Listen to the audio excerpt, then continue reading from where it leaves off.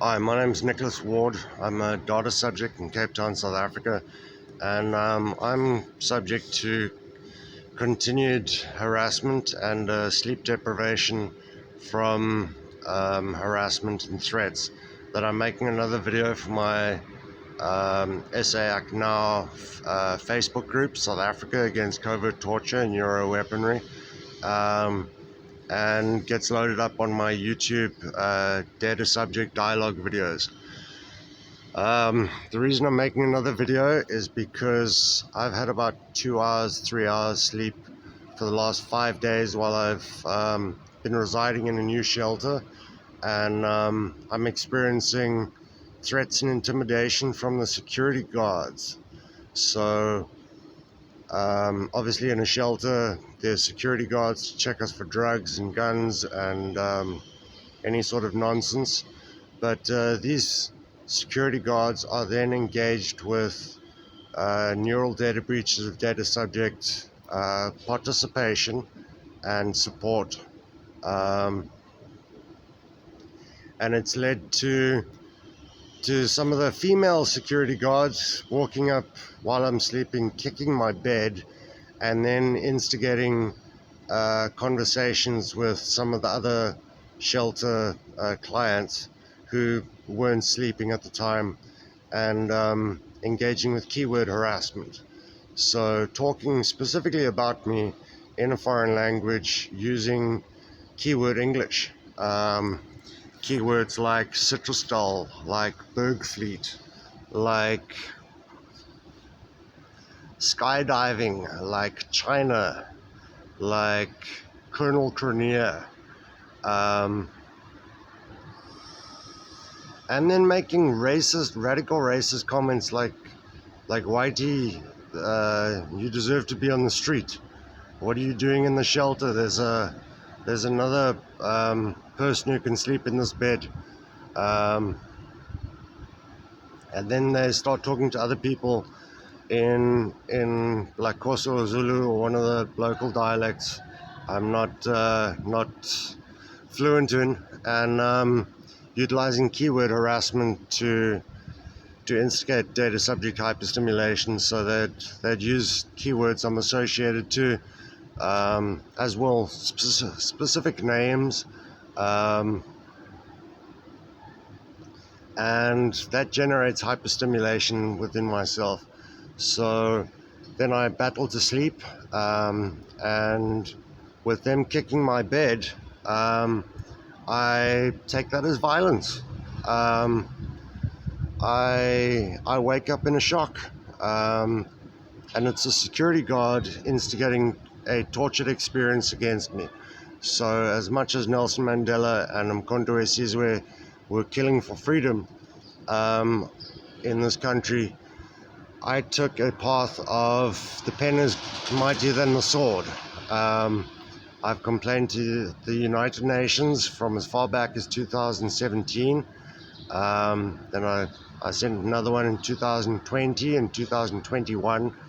And then at the General Assembly in 2021, their special repertoire on torture, cruel, degrading treatment and punishment, Dr. Niels Meltzer, then highlighted in a UN Doc A/HRC/43/49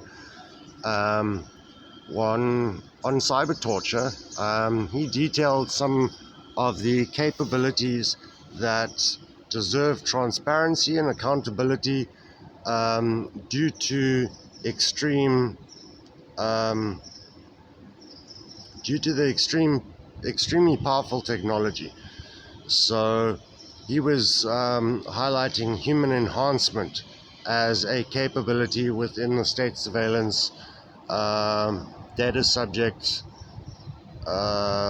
apparatus, management apparatus. So neural data of data subjects is something that can be accessed by the state surveillance apparatus, and he was bringing warnings to that. So that took me 3-4 years of living through hell, and then the United Nations spoke about it, and I simply haven't had the opportunity to write another letter and detail another protection order I've had to take out because of people calling me a rapist, people calling me a piece of shit, people calling me a terrorist, people calling me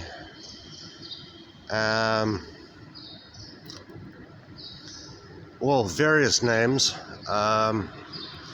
and associating me with data subject hyperstimulation through keyword harassment. So Bergfleet, Weinberg, skydiving, Citrustal, all of that. So when that is incorporated into what's called neural data breaches of data subjects, one can understand a neural feedback experience is what one associates with life. But there's a limit to the amount of information the brain takes in, and it takes the information in through certain channels, and that can then be cyber tortured. So neural data breaches is something they've instigated with the Major Offences Reaction Unit that was shut down. It was a parallel intelligence unit against the anti-gang unit, and it was run by former South African Police Services Colonel Cronje.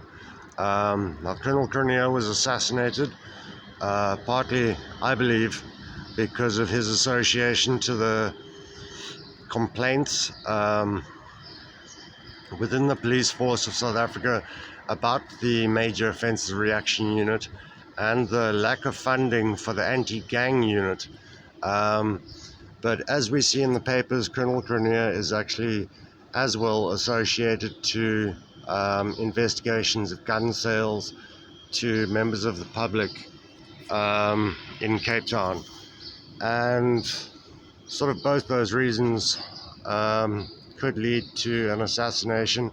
So as the investigation continues and the guys get prosecuted, the fact is he was the only policeman associated with the Major Offences Reaction Unit in terms of complaining, and he's dead now, so there's nothing we can do. But with harassment against me at the shelter, delays and obstructions in the investigations of torture with regards to neural data breaches of data subjects against myself are human rights violations. They're delaying my complaints to various organizations like the United Nations and whatnot. Interpol, I think I've taken almost a year to complete my Interpol complaint. I spent a few $1,000, which is more than I can afford. I'm living in a shelter, I'm getting a little bit of money, and I've put all my money into this complaint, and now it's almost finished. But the situation is getting so intense that I'm ready to fight back. So this is a scenario that's somewhat explained in another United Nations document, the Istanbul Protocol, which is a manual for the investigations into aspects of torture. But like, I'm on my 5th day of sleep deprivation at the Safe Space 1 shelter from security guards. I went to the manager and I said, listen, your guys are very knowledgeable on cyber torture and information terrorism, and he just laughed at me. He doesn't quite know what to do with that. I know I should probably go to the court, but with instances of kicking my bed from one of the female security guards, I'm ready for violence. I'm ready for a fight. I felt threatened, I felt intimidated, and I'm feeling a bit angry. So I contacted the hospital and I said, listen, this is well documented by the United Nations. A little bit of support is appreciated, and they ignored me. So it's a case of a number of targeted individuals around the world have engaged in conversations with me, and we chatted and we sent each other various information, including some guys in countries outside South Africa who have been videotaped in court detailing experiences of neural manipulations via biotechnology and a state surveillance artificial intelligent computer apparatus. And the unfortunate thing is that those guys went to jail, and not much has been done other than sort of apparent mental health breakdowns. I say that like I'm very tired. I don't know how else to say it, but like President Biden of the US stating, I am the artificial intelligent computer, I am the AI. To me, that's a mental health or a mental integrity breakdown. He is simply being influenced by the state surveillance artificial intelligent computer. He is not the state surveillance apparatus. He is not the AI. He is subject to the influence from an AI, and an AI apparatus deserves transparency and accountability, which people in America have been calling for. And they haven't been putting up more videos, so I'm not in touch with them. I don't know what's going on that side, but I'm in a case where I no longer feel safe. I'm ready to lash out, and every attempt I've made to contact the hospital or police or the court system, outside of 2 protection orders that I got,